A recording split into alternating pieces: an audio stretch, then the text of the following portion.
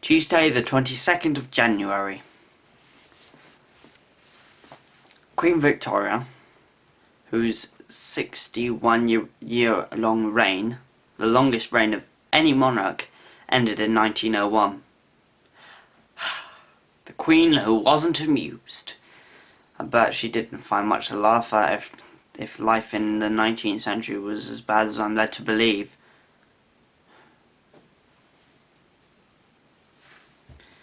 Mum looked fairly happy with when she got the money back that I owed her, and she instantly found a friend to spend a day shopping together. Apparently yesterday was known as Black Monday because the world stock markets plunged by about 10%. To me, every Monday is black, so I have to wait another 5 days until I get the weekend.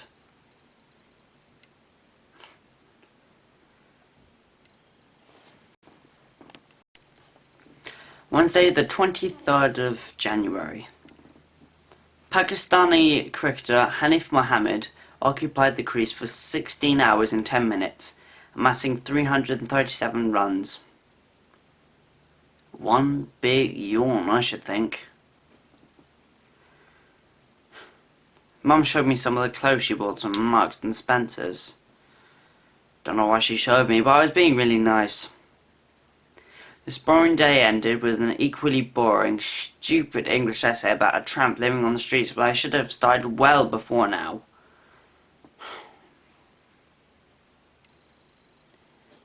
So, I'd stay up all night to tackle it. On a depressing day I would love to forget. Thursday the 24th of January.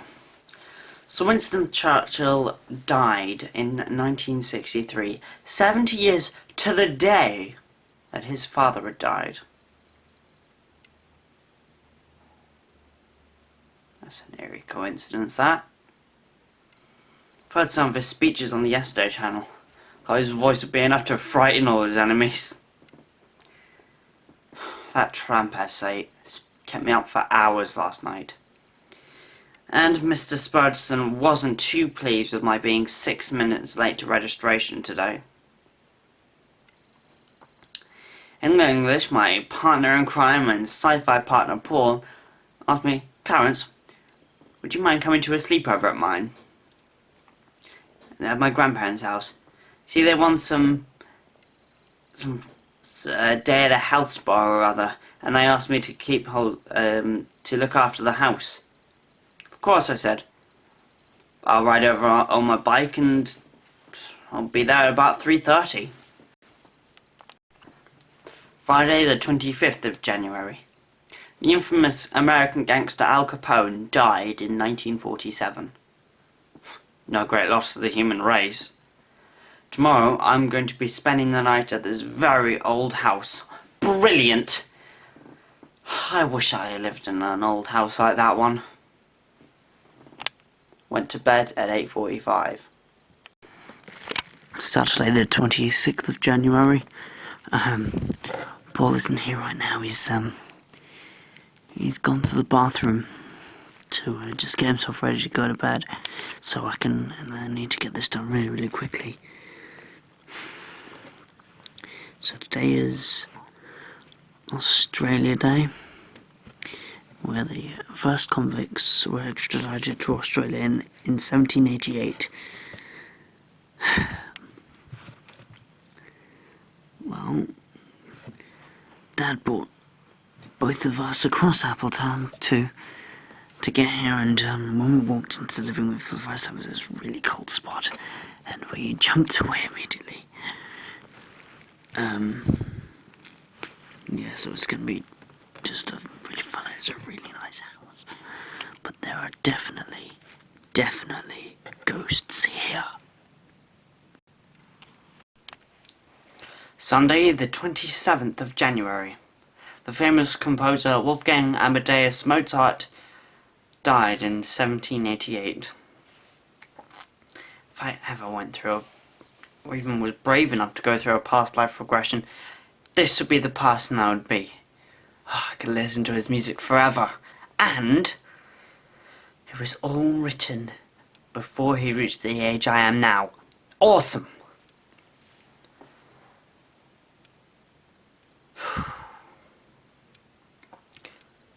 Paul and I had agreed to share the double bed and keep a light on. And at 1:20 a.m, Paul was fast asleep while I was very much awake.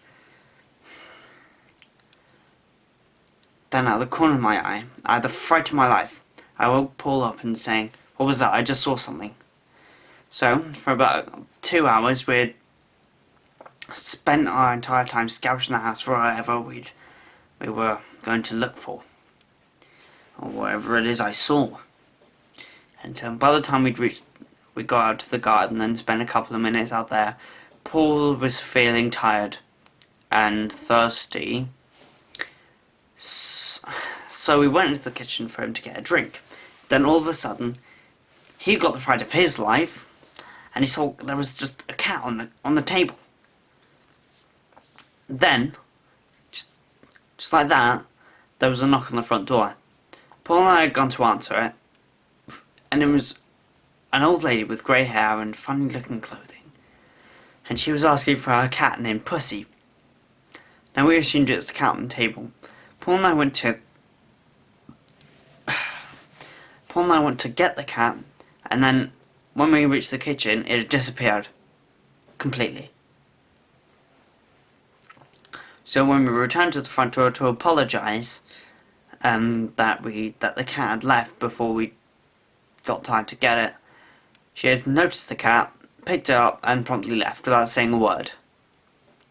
So, going back to the kitchen, Paul had just finished his drink, and we were about to head upstairs when the doorbell went again.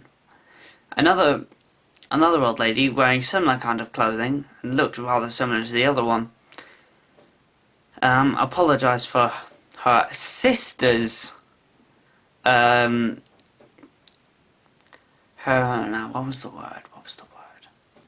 behaviour, and that she could be a bit mindless at times. So when Paul's grandparents arrived at 5:40, they thanked us, and they said, "Hope you didn't find the ghost then." Of course, Paul and I were shocked. What ghosts?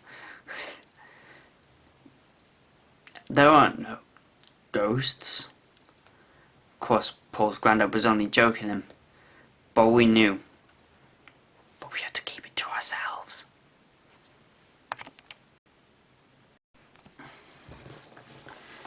Monday the 28th of January.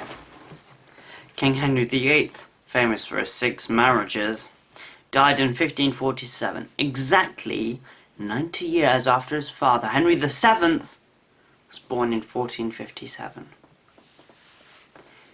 Another strange coincidence. Just as we were getting to our bikes at the end of the day, Paul decided to break his own rule and tell a few girls in Year 7 about Saturday night. He shouldn't have, but he just couldn't resist it and made me join too. So we told him the story, and then he said, then we also saw a couple of ghosts from like Harry Potter or something like that, who were holding these weird thingamajiggies that look like the head. They're on heads, and then they were dragging like furniture across the carpet, and they were making loud noises which means we couldn't sleep. It's pretty funny seeing a few girls from Year 7 running out the school gates like a bunch of madmen. Tuesday the 29th of January. The Victoria Cross was established in 1856, bearing the name of the monarch. The motto is for valour, I believe. The trouble is most of them had to die to get it.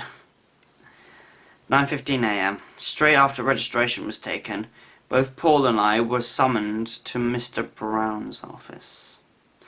There I saw Paul. and two moaning parents with their daughters, Jane Hobbs and Julia Kay. We apologise for our appalling behaviour and for some detention. And the caller had to write down, "I shall not tell ghostly fiction stories to any people in this school again. 100 times."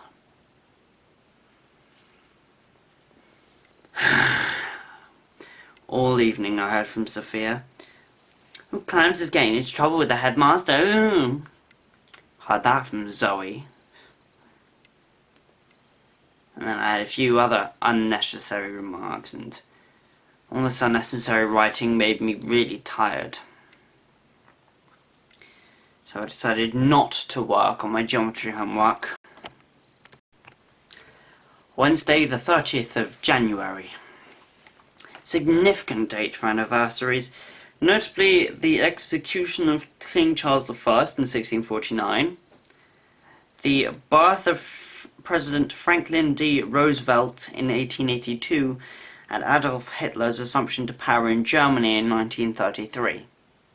Well, look, I forgot to include my mate Terry Jones, who was born on this day in 1995. He'll be miffed when I tell him. Oh, I think I have this terrible flu bug that everybody seems to be getting recently. Just before lunch I felt horrible, and I just had this terrible headache, and I was given permission to go home.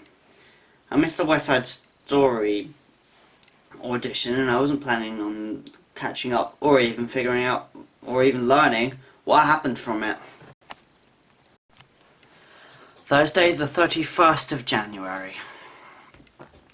Guy Fawkes and 3 other conspirators were hung, drawn and quartered in 1606. Now they plotted to blow up the Houses of Parliament. It looks like politicians are the most unpopular people on this planet, along with estate agents and lawyers. I'm not ill! Must have been something else yesterday. Apparently the West Side Story auditions, Lisa was not allowed to take part because she was caught smoking behind the school bike sheds. Yes!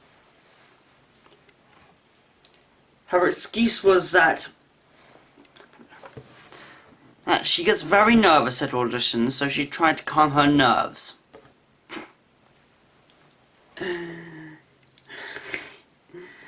She was grounded for the rest of the week, so Karen is Maria, and Marcus is Tony. So it's good because Karen's a better actress, so there's hope for us yet. Hope for the best.